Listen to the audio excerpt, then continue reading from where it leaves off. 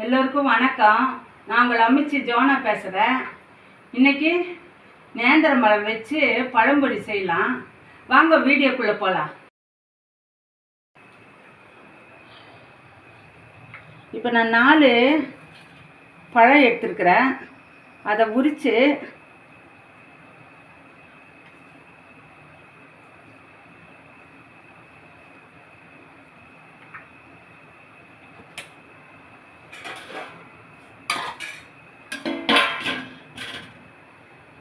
இந்த பழத்தை 2ஆக கட் பண்ணிவிட்டு அப்புறம் இப்படி கட் பண்ணிக்கலாம். எல்லா பழத்தையும் கட் பண்ணிக்கலாம். இப்போ ஸ்டவ் பற்ற வச்சுக்கலாம்.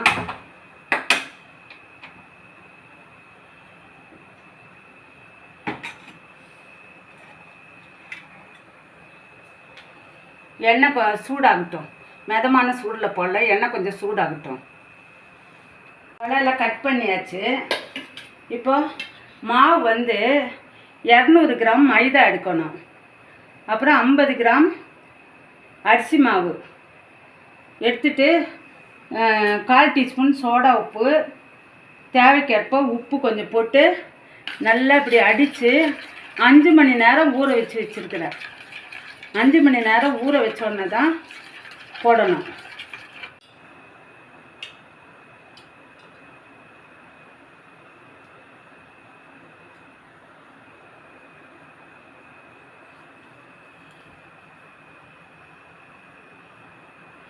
இப்போ எண்ணெய் சூடாயிடுச்சு, ஒன்றா போடலாம்.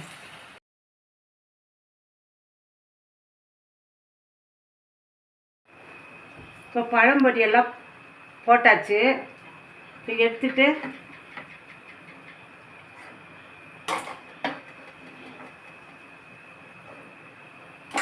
ஸ்டவ் ஆஃப் பண்ணிடலாம். இப்போ சுவையான பழம்பொடி ரெடி ஆயிடுச்சு. லைக் பண்ணுங்கள், ஷேர் பண்ணுங்கள், சப்ஸ்கிரைப் பண்ணுங்கள். தேங்க்யூ.